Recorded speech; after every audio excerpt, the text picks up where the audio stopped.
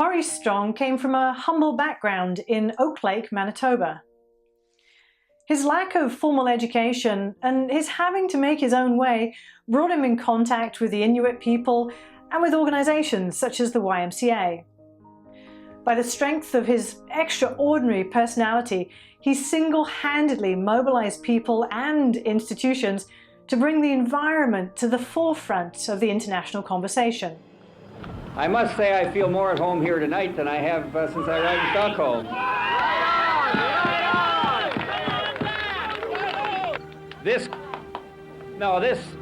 This conference is a 10-day conference of governments.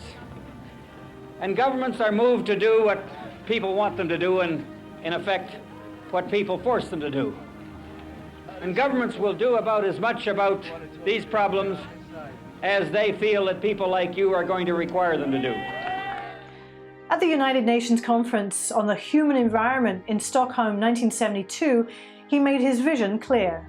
I believe that if we're going to succeed in this task of better managing our own activities on this planet, we have to do on a much larger scale what we started to do in Stockholm, and that is involve citizens, involve scientists, involve people in their private roles in the whole process by which society decides in which direction it has to move.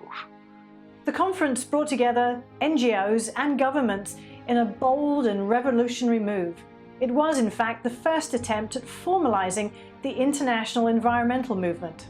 The United Nations organization has learned a lot from this experience, and one of the things we've learned is that we need new and better techniques of relating ourselves to the citizens groups and the non-governmental organizations, and I think this conference will show us better how to do that kind of a job, and I hope that you will continue after Stockholm the activity that you've started here. Because if we stop here, if we let government stop here, if we let international organizations stop here, if we let people stop here, it won't be long before some of the worst predictions that we've been hearing may well be upon us.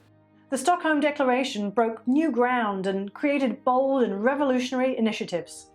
My own minimum expectation for the declaration is that it include the acceptance of responsibility on the part of nations for the consequences of their actions on the environment of others.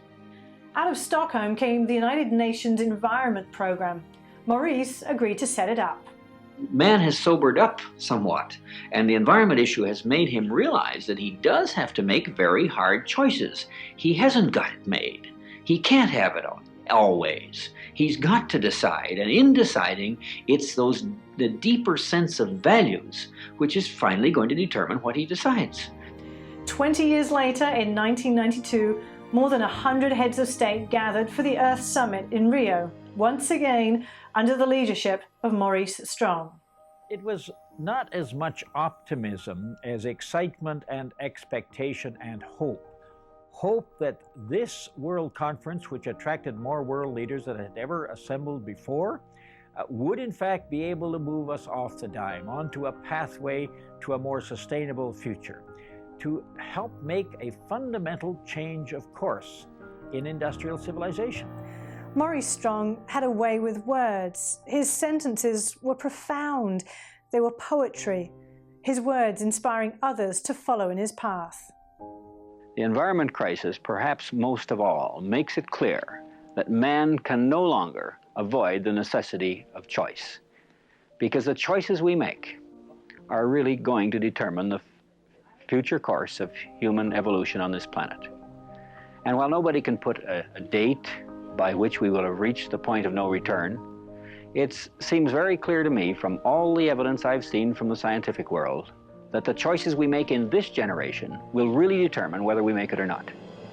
We've got the basis for change now, but we've got to push like hell to make sure it takes place.